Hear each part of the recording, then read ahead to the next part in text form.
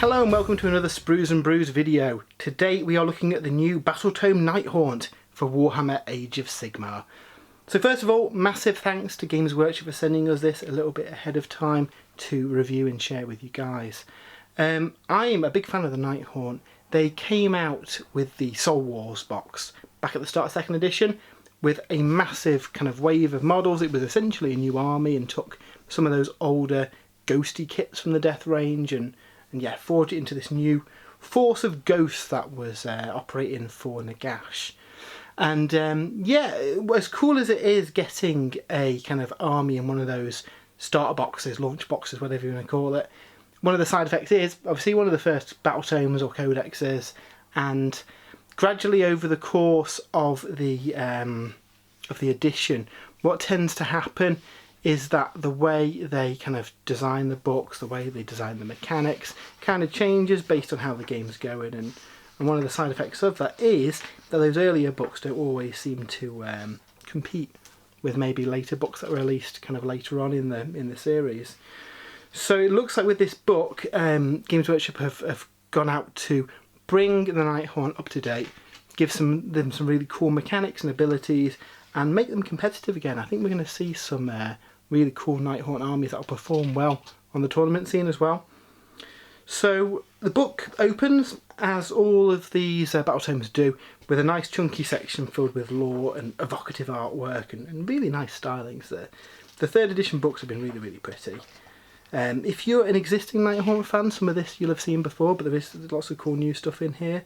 And also, if you're a brand new Nighthaunt player, this is a great way of kind of absorbing the feeling of the army, kind of getting your teeth into the lore and the background, and really kind of motivates you to create your army. I love this kind of stuff. When I kind of started out the game, one of the things I did, I borrowed army books, Warhammer army books from a friend, and kind of paged through them to try and find the army that kind of captured my imagination. And ultimately, over the years, I've collected them all, but back in the day when I was starting out, being able to look through these and kind of decide which army I wanted to start, the kind of lore and background and bestiary and all the different units and stuff was always really fun. So yeah, so that's what we get here, kind of a background on the Nighthaunt, some really cool pictures, who they are, what the various units are, how they operate, all that kind of stuff. So really, really cool to see. We also get a full miniatures gallery as well. Again, as we do in all the Battletomes, I find these really good to use for reference when you're painting up your models. Obviously, we're quite lucky in that we don't live too far from Warhammer World, so you can just pop into the miniatures gallery and have a nosy around there. But in absence of being able to get there, it is nice to have the kind of heavy metal painted models in the book to kind of look over, see how they're painted, and again, just get some hobby inspiration is what this is all about, really. So yeah, some really nice art in here. We also get a full painting guide in the book as well.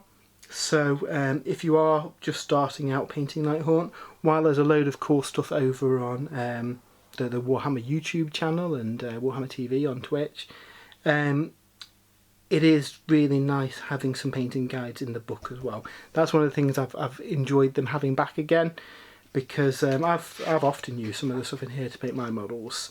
It's a handy reference and stuff that you can apply to other to other models as well. So I always do appreciate it when they've got the painting stuff in here. But what I imagine most people watching this video are interested in is the army itself. Have they changed? What's improved? Are they going to be competitive now? And I think the answer to kind of all of them is yes. Lots has changed. A lot of the army mechanics have been completely revised. And yeah, I think the Nighthaunt are going to really put up a fight now. I think they're going to be really, really strong and effective in battle. So what we're going to do is go through their abilities. We'll go through kind of all the war scrolls and stuff in here, see what's changed there. And we'll also have a good look into the Path to Glory stuff as well, because we are massive fans of that, and I don't think it gets quite as much attention as it should do. So we're real champions of that. So I'll absolutely be putting together a Path to Glory of the Nighthaunt and seeing what they can haunt, as we'll see in a bit. So first of all, as part of your army, you can pick it to be from one of 4 processions. So we've got the Grieving Legion, the Emerald Host, the Scarlet Doom, and the Quicksilver Dead. Now, again, this is something that the Nighthaunt didn't really have when their first book came out, but it's kind of standard across most Battletomes now. And what that means is that you pick one of those factions and you'll get various abilities based on that. We'll see what they actually do in a couple of pages' time. But yeah, it really just kind of changed the structure of your army. And what we also see in here is that it even changes your battle line selection. So you can really build an army around the unit that favours that, that procession. So that's pretty fun. And then we get quite a few new abilities from Nighthaunt and tweaked ones that make them really, really, really good. So the Aura of Dread is a new ability. It causes enemy units within 3 inches of a friendly Nighthaunt model to be terrified. Now, when a unit is terrified, it cannot issue or receive the Inspiring Presence command. So if you are whittling down a unit, it looks like it's probably going to pass its morale check.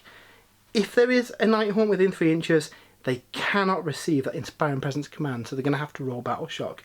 That's really big news, especially if you're... A lot of the time, your opponent will be able to weather one of those because they'll spend a command point and get it safe, and they'll have to make the decisions on the other units. What you can do is hit a couple of units hard and really put some pressure in that they can't spend those command points to auto pass them, and there's a good chance that models are going to run away. So yeah, really, really powerful ability for them.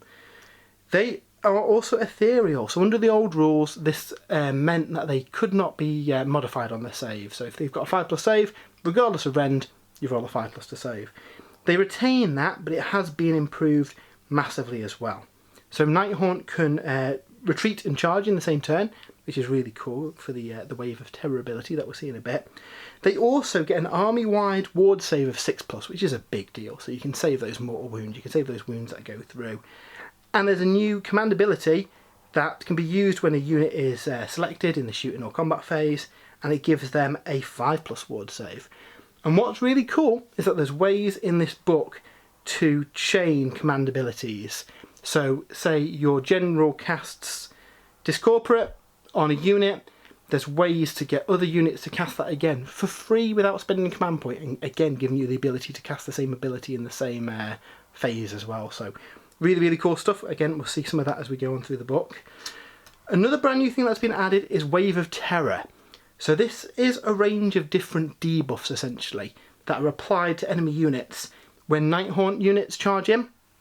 Now that ability is based on the distance of the charge. So if you charge 9 inches, you can do stun, but what you can also do, if a later unit charges in 9 inches, they can choose to drop it down the next one on the chart and do Shriek. So it is, if you can get one unit doing a 10-inch charge, there are ways of getting all 3 of these abilities stacking on a unit, which is really, really cool. You can't have the same ability stacked multiple times on the same unit. You can have it across different units on the battlefield though, so Nighthaunt are going to be quite aggressive, charging in, retreating when they're in combat and charging in again to try and maximise the Wave of Terror rules that they've got in play. So for the 4 to 7 charge is Shriek.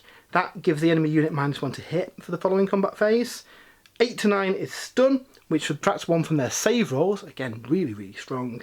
And then 10+ is Petrify. It gives them the Strike Last effect. So if you can get a 10-inch charge, you can have a field day. Just send in multiple units and you're pretty much guaranteed to get all 3 of those abilities on them and really kind of ruin their chances in combat. So I think that's really cool. I think we'll see some really tricksy stuff with units on the battlefield as well. And again, there's some fun shenanigans you can do, as we'll see with some of the processions as well.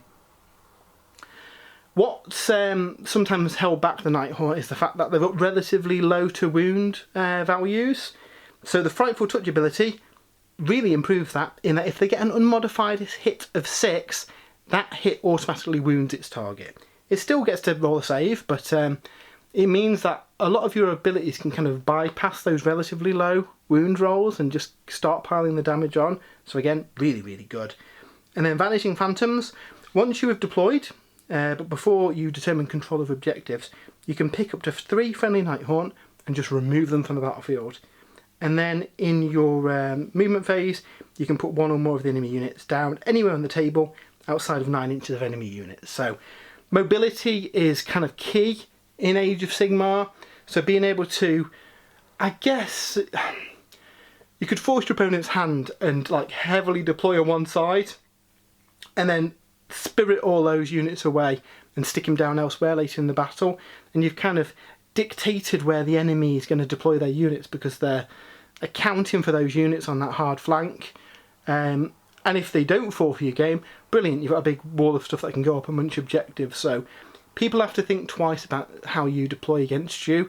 Essentially your first 3 drops can just be throwaway ones that you put whatever, because you can just move them again later. So yeah, some really, really fun stuff there. As with other recent books, we also get a suite of command traits for Nighthaunt heroes as well. So we've got Lingering Spirit, which gives them a 4+ ward save for damage inflicted by mortal wounds. That's really, really good, because then you've got a whole range of different ways of saving. Obviously your base save is quite big. If stuff goes through that, you can take it on the 6+ standard ward save. Mortal wounds is probably the key way to kind of chew through these Nighthaunts because it bypasses their armour entirely. So by putting a 4+ ward save on your general against mortal wounds, it really gives them some defence against that. Terrifying Entity extends the Aura of Dread range to 6 inches rather than 3. So again, that's really, really good in that you don't necessarily have to charge a unit to have it suffer from that Aura of Dread. So if you've got, I don't know, a lot of crossbows in your army, have your general just lurking outside of 6 inches, and any wounds caused by them will also cause a battle shock, and they can't then receive the inspiring presence against it. Rule of the Spectral Host is an interesting one. Once per battle, you pick a summonable unit that's been destroyed, and on a 4+, you put a new unit down at half its strength. Not great because it's only got a 50-50 chance of going off, but if you've got a big, I don't know, double reinforced unit of something, you've got a 50-50 chance of getting a brand new unit to replace it. I would say there's probably better ways of replacing units in the book with some of the abilities. Lady Olinda springs to mind, but that's pretty handy to have. It could essentially win you a game as well if you can bring back a big unit and then use that to take an objective, so it could be a handy one. Hatred of the Living gives you reroll hit and wound against enemy units that don't have the death keyword. Spiteful Spirit, if any wounds were caused to the bearer, on a 4+, they bounce back mortal wounds to each enemy unit within 6 inches, so that's pretty fun. And then finally, Cloaked in Shadow, it can only be picked as the target of shooting or combat once per phase, so if you've got it in against multiple units, the rest of the units can't fight it, so that's pretty fun. We also get about 10 or 11 artifacts of power across various types in here. So we've got Relics of the Underworlds, subtract 1 from the attack characteristic of melee weapons that target them, pretty good. Pendant of the Fell Wind, subtract 1 from wound rolls from enemy units within 3 inches. And the Midnight Tome's pretty cool. That lets you automatically summon in the spell, and it counts as being a 12 and it can't be unbound. So if you really, really, really want that big, scary endless spell to go off, you can just pop that once per battle and it starts chomping its way across the battlefield. We've got some artifacts of power here for the Weapons of the Damned. So you pick one of the weapons. If the attack to wound was a 6, it inflicts D3 mortal wounds. That's pretty cool. Only downside to that one is obviously your hits of 6 automatically become wounds, so you could potentially lose out on some mortal wounds that way. The Reaper of Sorrows, pick one of the weapons. You pick an enemy unit and roll 2d6. If it beats their bravery, the rend is -3. So really, really good. Slitter. When you pick the bearer to fight for the first time in a turn, you pick an enemy model, and if you roll over their wounds characteristic, they're slain. So if you're fighting gore grunters and stuff, I think I've got 3 or 4 wounds, so that's potentially something where you could try and roll high and just auto kill one of them, so that's pretty fun. And then we've got Infernal Treasures. So once per battle at the start of the combat phase, you can say they'll release the Gloom. If you do so, add 1 to the attack characteristic of melee weapons by friendly Nighthaunt within 12 inches. Pretty good on a big combat phase. The Beacon of Nagashazar. Once per battle, you can say that they'll call the souls of the lost to the beacon's light. If you do, return 1 model to each friendly Nighthaunt summonable unit on the battlefield. And note, that is models, so even if you've got units with multiple wounds, such as Spirit Hosts or Hex Wraiths, you can still return 1 model to each of those units, so really, really good. We've got the Soulfire Ring. At the end of the combat phase, you can heal up to D6 wounds allocated to the bearer if it's slayed an enemy model. That is really good, considering how hard we've already said that it is to chew through some of these Nighthaunt heroes. Being able to essentially heal back up to D6 wounds every single combat phase, that's really good. And note that it's each combat phase as well, so it's not just your own combat phase. If you slay something in your opponent's combat phase, you will also heal back some wounds. We've got the Covetous Familiar. Enemy units that finish a piling move within 3 inches suffer a mortal wound after the piling is made. That's pretty cool. And then the Witchlight Lantern. Once per battle, a wizard can cast an additional spell that it does not know from the lore of the Underworlds. Not convinced with that one, really. I think there's better choices. You may as well just take the hat from the core book and cast an extra spell all the time. Obviously, the advantage of that one is you can cast a spell that you don't know, though, so there might be situations where that is useful. We also get a spell lore, the lore of the Underworld. This isn't a million miles away from the old lore that they had, but there are some tweaks. So we've got Soul Cage. It goes off on a 7. You range of 12, you pick an enemy unit within range, they strike last. Spirit Drain goes off on a 7 with a range of 18. You pick an enemy unit within range and visible and roll a dice equal to the number of models in the unit. Each 6 does a mortal wound to them. Then we've got Life Stealer. It goes off on a 7 with a range of 12. You pick an enemy unit within range, does D3 mortal wounds, and you heal a wound for each one that goes through. So that's a pretty cool heal for your hero. Seal of Shaiish. Goes off on a 5 with a range of 12. You pick a friendly Nighthaunt unit within range, and it gives them a 5+ ward save. So that's another way of getting a 5+ ward save on something else. So you can get some pretty reliable 5+ wards across the army. Shade Mist goes off on a 6 and a range of 12. You pick a Nighthaunt unit within range and subtract 1 from wound rolls against them. And then Spectral Tether goes off on a 4, and basically you can redeploy the caster, but normal rules apply. Has to be outside of 9 inches of enemy models. So going on to the processions themselves, we've got the Grieving Legion. That's pretty cool. It kind of favours big blocks of troops. Enemy units cannot retreat while they're within 3 inches of a unit with 10 or more models. So if you've got, you know, big blobs of 20 Nighthaunt, you can just throw them in. The enemy can't retreat, but you can retreat and charge and just pin them in place. So that's a pretty fun one. Emerald Host is probably my favoured one. At the start of the first battle round, you roll D3+1. You get to pick that many units, and then at the start of each battle round, on a 2+, those units suffer D3 mortal wounds or D3+1 if they're a monster. So that's a really nice way of picking some of those, maybe those heavily armoured elite units that you just want to pour some mortal wounds on every turn, or support characters probably will die over the course of the game with these mortal wounds ticking on them. It gives your opponent something to think about, and I really like that. Then we've got the 2 processions that favour kind of different unit types.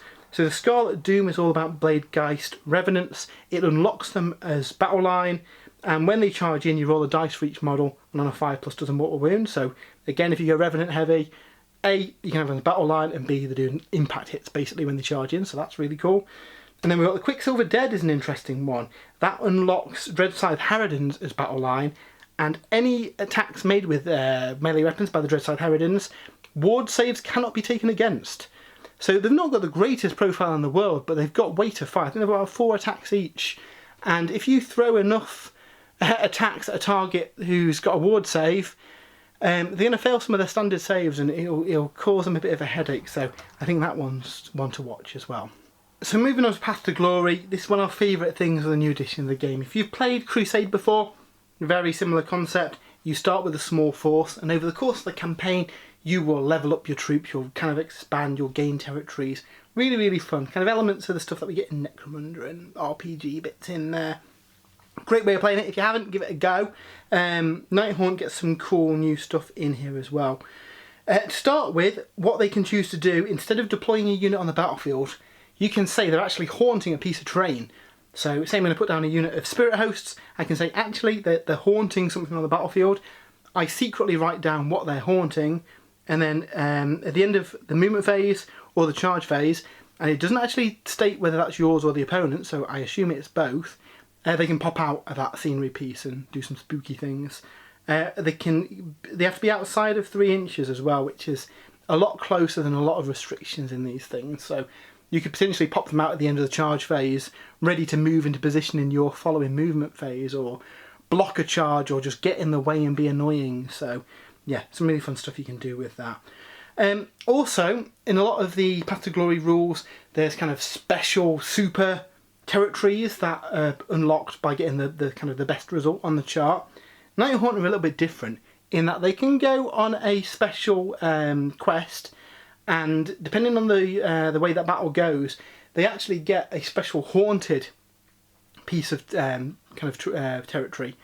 So they tend to have some really good effects, and what can happen is that if you play a certain mission, the opponent can try and exercise that territory as well. So from a narrative point of view, I think that's really, really fun. I think we'd certainly do a bit of a story arc about the opposing forces trying to reclaim this territory and get rid of the spirits that are infesting it. So yeah, I think that's really, really fun.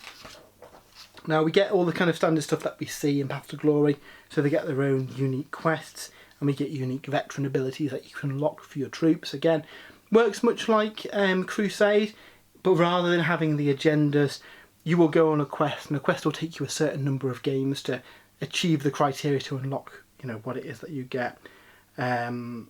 So, for example, you can make your non-haunted territories haunted, or you can go on the specific quest to kind of get a new haunted territory. So some really, really fun stuff there.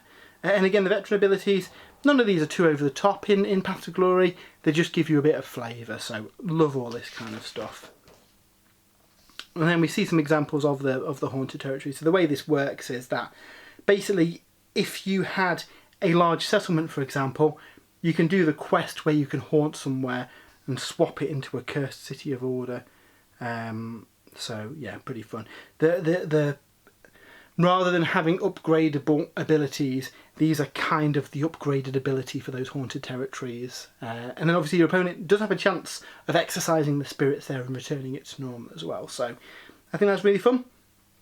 Another of the things that we've seen in Path to Glory as well is the ability to take standard characters on foot and upgrade them. So for the Nighthaunt, we get the Night Shrouds, and you can upgrade him to have a steed. But obviously that changes his profile a little bit as well. Some of his abilities are different. So I really like starting a Path to Glory at 600 points and seeing your kind of hero grow over the course of that. If you can do that, I think that's really, really fun. Especially now we have all the stuff from the Thondir book as well, where you can add in characters on the Anvil of Apotheosis to represent some of your kind of powerful heroes, but have this kind of like slow burn kind of general building up in power over the course of the campaign. I think that's really quite fun. So like I mentioned before, we get a couple of battle plans that are tied to some of the quests as well. This is something we've seen in all of the Battletomes, I think, so far. We get a pair of quests that you can play through, and they're quite nice because you can put it together as a nice big centrepiece game, maybe play at a slightly higher points value than you normally would, or get kind of everyone involved in the campaign round to see what happens. So really like that kind of stuff. I think that's pretty fun. And then we get some War Scroll battalions. Now obviously these have moved from 2nd edition into 3rd as a kind of narrative thing for Path to Glory. Gone are the days where you took those specific units and got a in-game bonus for match play. So yeah, some fun stuff here. We also see some grand strategies and battle tactics for match play games as well. So in 3rd edition, one of the big changes really is the way that you score points. Majority of them are through these grand strategies and battle tactics. Obviously you still get some through the scenario as well, but this is a big difference between winning or losing a game of Age of Sigmar, I think, is really picking the right grand strategies and battle tactics that work for your army. So we've got Assault Acclaim, which is pretty cool.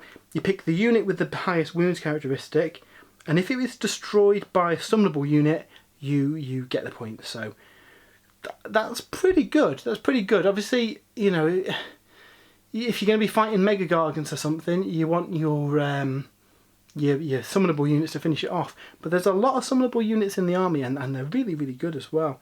If you're playing in an army that's relatively low wound count, and you know the hero or the big monster, whatever in it, is the target for this, if you take the faction with the Harridans that ignore ward saves, that becomes a real kind of choice for your opponent, because those 10 Harridans have got 40 attacks that ignore ward saves.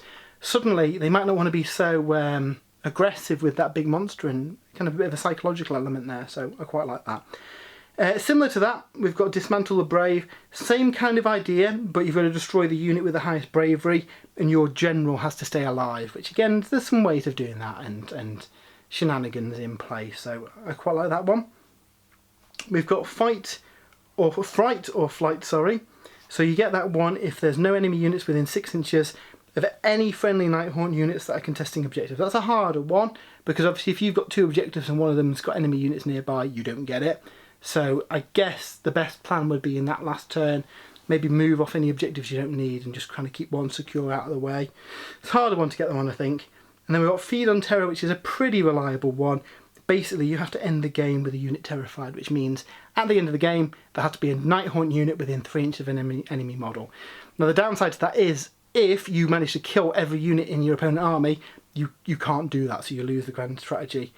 With some of the kind of fallout and charge and teleportation shenanigans, I think it's going to be fairly easy to end the game in combat with something. Obviously, the only danger is make sure it's not something that can kill your unit, but your units are fairly tough now with their unmodifiable save and their ward save as well. We also get some battle tactics as well, so these you select every battle round, and similar to the grand strategy, it's a mini objective you're trying to do that turn. So you've got Overwhelm with Dread, you've got to try and pick a unit and get all 3 of the different effects on them from Wave of Terror. Tides of Terror, you've got to get 2 Nighthaunt units within half an inch of the same enemy unit at the end of the turn. That's a pretty easy one to do. Mass Panic, you're going to get 3 units on the battlefield terrified at the end of the turn. Again, charge everything in, you'll probably get that one.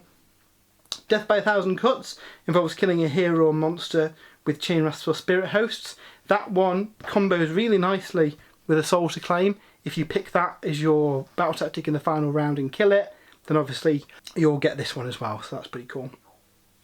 And then 1 Stop No Return. When you reveal a tactic, pick an objective marker on the battlefield that your opponent controls. You complete the battle tactic if you control it at the end of the game, and there's a black coach within 3 of it.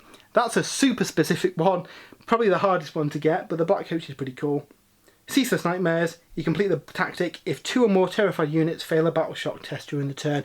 That one's, again, pretty good to get because they can't take Inspiring Presence if there's enemy units nearby, so really quite like that one. Interestingly, we don't get any battalions for these guys. I know a lot of the recent Age of Sigmar box have had bespoke ones for that faction. The Nighthaunt don't get any.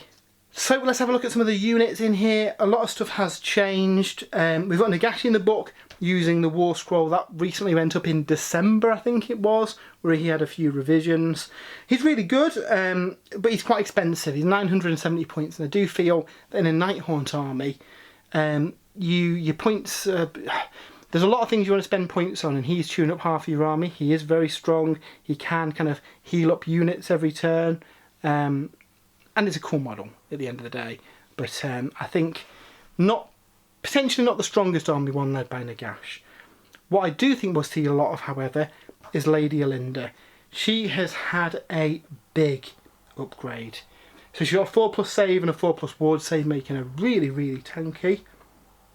She has a frustrating ability where an enemy unit within 12 inches, if it issues a command on a 5+, the command is not received, but it still counts as being used. So basically your opponent could burn through their command points. Really, really frustrating for your opponent. If you've played Lumineth and Total Eclipse, you'll know how kind of hard kind of command point restricting abilities are. What's also really, really good for her is once per battle, at the start of the turn, she can return D6 Slain models to every friendly Nighthaunt summonable units. And like the command trait that we saw earlier, that is models, not wounds. So if you've got a unit of 6 Spirit Hosts that's gone down to a single base, and you roll a 5 for this, they are a full strength unit again. Really, really, really strong ability. Again, it's going to be down to timing and when you use it, but yeah, I think that's really cool. Lifting the Veil, you pick an enemy unit within 12 inches and essentially do D6 mortal wounds to it. On a 1, nothing happens. And then she can heal up to D3 wounds afflicted to her for each enemy model that was slain as well. So that's pretty cool. And then Grief Stricken is a spell that she's got, range of 18, goes off on a 7, and you subtract 1 from hit rolls made by them and add 1 to hit rolls for friendly Nighthaunt. So honestly, I can see Lady Alinda being in a lot of armies because she's really, really good. So Kurdos Valentian, the Craven King, he's lost a lot of his abilities, but he's still pretty cool. I think his combat profile is more reliable with flat 3 damage. I think that's up from 4 to 5 attacks as well off the top of my head. Again, He's another frustrating one in that he can steal a command point from the enemy general at the start of the battle round as well. So again, already we've seen a couple of things that can deny your opponent command points, and that's a pretty good way of doing it. Ulrak the Drown is the brand new model that's coming out alongside this book. He's a really ace model with he's got an alright combat profile. His real benefit really is that he's got a command ability where he picks a friendly Nighthaunt unit, he teleports across the battlefield, again outside of 9 inches, all the usual stuff, and then the unit he selected goes down within 12 inches of him, and again 9 inches away. So there's lots of potential for redeployment shenanigans with him, and again, movement is key in Age of Sigmar, so I really quite like him. Reikenor the Green Hailer, I don't think he's really changed too much. His +1 to hit against priests and wizards is new, I think. Other than that, not too much exciting. Again, with the Script of Mortis, he's actually lost a point of damage on his quill. Other than that, it's the same profile as in the recent battle box. So, yeah, he's a bit of a strange one. He's got the potential to do a load of damage and kill characters outright, but it is down to fate, and he could really go through the game without doing an awful lot and get killed before his ability goes off. I'm going to have to use him in a few more games to see his effectiveness. So far, he's not done great, but on a lucky day he could do a load of damage. The Knight of Shrouds has had a bit of an update as well. So we've got different abilities based on whether he's on foot or on his steed. The Sword of Stolen Hours is pretty cool in that if he slays an enemy model, then he heals a wound and increases his wound characteristic by 1, so that can keep ticking up every turn, so by the end of the game he could be on 5 wounds. In fact, it's just the combat phase, so he could actually do that in the opponent's combat phase as well and get quite a few wounds, so that's pretty cool, and both of them have that. And then we've got Spectral Overseer. So once per battle round, he can issue, redeploy or unleash hell for free without the command point being spent. And then in the combat phase, him and a chosen Nighthaunt unit can fight one after the other. A bit like the ability that the Lumineth have to pick another unit. And then the Knight of Shrouds on Steed, very, very similar, but he can issue all-out attack command for free as well, without a command point being spent. So Knight of Shrouds on Steed is going to be really, really good. Getting those free all-out attacks is really cool. And again, as we'll see in a minute, there's ways to actually chain that further and get even more going off for free. Krulgas Cruciate is changed a little bit. Basically, he reduces the damage for enemy weapons within 12 inches to a minimum of 1, which kind of protects your incoming guys a little bit. Dreadblade Harrows are amazing. So at the end of the movement phase, they can be removed from the battlefield and set up more than 1 inch from more terrain features and 9 inch from enemy units, so it can just disappear and deploy again wherever he likes. What's really cool is once per battle round, when your general issues a command, he can issue the same command for free. So we saw the Knight of Shrouds on Ethereal Steed does all that attack with his free ability, command points not spent. Then this guy can then do the same on another unit and again doesn't cost a command point. And there's nothing to stop you having, say, 2 of these and doing free all-out attack on all 3 units. So really, really good. Again, there's so many good bits in here. The hard bit's going to be fitting in all those units that you want in one army. Lord Executioners I don't think has changed too much. Enemy units within 3 inches, -1 from wound rolls. The Guardian of Souls adds 1 to wound rolls. He's still a caster. Spirit Torment and Chain Gas keep their profiles from the recent battle box. So again, some improvements to them. They don't have to be together anymore necessarily. And the heal's more reliable on the Torment as well. Tomb Banshee is an interesting one. So her Scream is just changed into a normal attack. Her real kind of ability is that at the end of the charge phase, you pick an enemy unit within 12 inches and roll a dice. You add 1 if they're terrified, and on a 4+, they've got to spend an extra command point when they issue a command. So again, like with Total Eclipse, that can be really frustrating if your opponent's only got 1 command point, and suddenly that key battle is going to cost them 2 to use it. And again, with the ways to steal command points and just shut them down completely, and for you to be able to cast stuff for free, yeah, you're going to have the control and the command point stakes, which is really good in Age of Sigmar 3. The Cane Wraith is changed a little bit. Basically, he gets a number of attacks equal to the enemy models within 3 inches, so he favours kind of 25 mil base hordes. He can go in and get a load of attacks at 3/3 -1/2 damage. Other than that, I guess he's an alright combat hero. Grimgas Reapers, they get an extra attack if they've got 5 or more models in the target unit. No other real changes there. Chain Rasps again are pretty cool. They add 1 to wound if they charge this turn. Again, 2 attacks each, so it's weight of kind of fire. One thing worth noting, most of the units have moved up from 6-inch move to 8-inch move as well, so they're a lot more aggressive. Bladegeist Revenants, again, and the Craven Throne Guard are the same profiles as in the recent battle box, so they get an extra attack if they charge. These guys have got a limited shooting, but they can shoot through terrain and stuff. Again, with hits of 6 automatically being wounds, they could do alright. I don't know, I feel they could have more range or a bit more kind of bite on their crossbows. It'd be interesting to see how these guys perform on the battlefield. Glaive Wraith Stalkers are a bit, I'm not a fan of them really. They pick a target unit, they get +3 to charge against it. The problem is they've only got 1 attack each, so I don't know if they can put a lot of threat on that unit. I certainly wouldn't take a unit of 8. There's other stuff that's much better that I could take instead. Spirit Hosts are a really nice battle line choice now. They hit on 4s now rather than 5, which makes them a lot better than they used to be.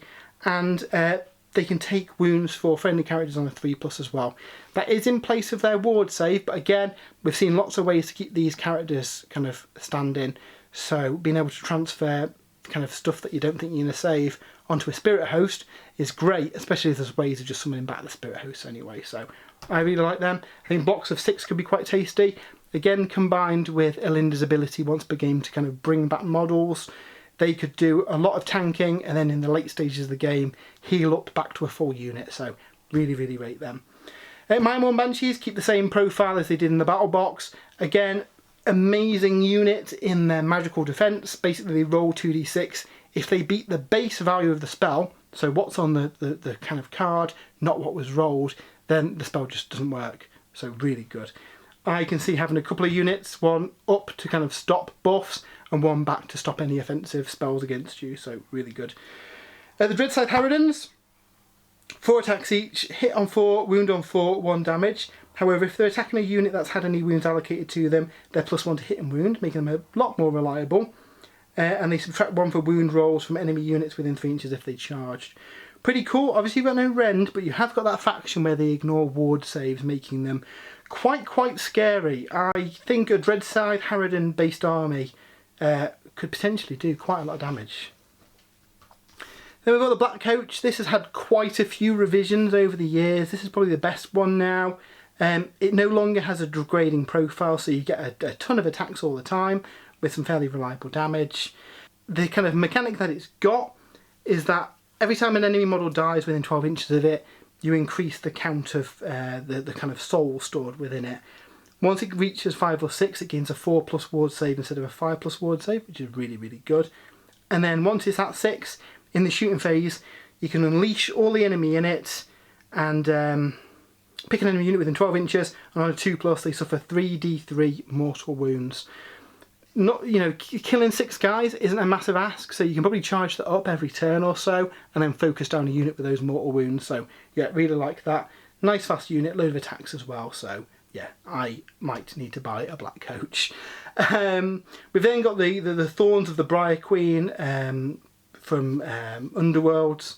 So she is essentially a caster. So Grasping Chains, when you allocate a wound on a 3+, it goes to a retinue instead. She's got Howling Vortex. Pick a point within 18 inches and roll 2d6 for each enemy unit within 6 inches. If you roll over their unmodified move characteristic, or it's a double, they suffer a mortal wound and their move's halved. So that's pretty cool. And then you've got her little retinue that goes with her. Basically, they're just kind of tanking wounds for her, so they're pretty cool. We then get Hex Wraiths. They've changed quite a bit as well. So if you forsake charging, they can move 24 inches in a turn, which is really good to get them onto objectives and get them around the battlefield. And when they do charge, on a 2+, they do d3 kind of impact hits. So Hex Wraiths is going to be really good for getting down the table and getting in onto position and getting on objectives. There's a lot of board control in the Nighthaunt book. And then we've got the Endless Spells. Really, there's not much difference from the old ones. So basically, you kind of beat save characteristic with a dice roll. They suffer d3 mortal wounds. You can slow or hasten time that either heals or causes wounds to units. The only one that's changed a little bit is the Vault of Souls. Previously, it had to get to 20 wounds, I believe, before it got its big kind of explode ability. That's now only 10. So basically you keep a track of all the models that die nearby it. And then once it hits 10, you basically roll a d6, one nothing happens. Anything else, they take that many mortal wounds, and that's every unit within 6 inches. So good that that takes less kind of killing for it to go off.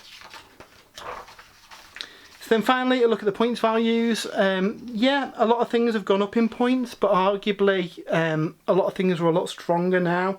I can see Lady Alinda being put in a lot of lists because she is really, really good now. Battle line choices, you've got Chain Rasps, Grimghast Reapers, Hex Wraiths, Spirit Hosts, but then you've also got some that can be unlocked based on what you take, including your the Craven Throne Guard. If you've got the Craven King, they become battle line as well. So yeah, lots of options to build different armies. I really like this book. I really, really like the Nighthaunt models, but in the kind of latter half of 2nd edition, and certainly in 3rd edition before this book dropped, they did struggle a little bit. So good to see them get a bit of a shot in the arm with this one. Me and Dave and the guys are going to be playing a bit of a Path to Glory, so I'm going to put together a Nighthaunt force for this. We should be filming some battles over the coming months, so we'll have them up on the channel as soon as they are, and we're going to chronicle our adventures across Thondia as our forces grow and get new territories and the like. So yeah, if you're interested in that, stay tuned to the channel. If you have enjoyed this video, why not give us a follow? We do lots of these kind of unboxings and reviews and battle reports and all that kind of stuff. So yeah, if you do, that'd be amazing. We have got an awful lot of reviews up to date for Middle-earth Fractured Battle game. We've got the Daughters of Cain up, and we've got the Dire Wolves for Adeptus Titanicus. So all that content as well is over on spruesandbrews.com. I've got a full write-up of this book on there as well if you want to have a bit of a deeper dive into the book. But yeah, until next time, I hope you have an amazing weekend, and we'll see you soon.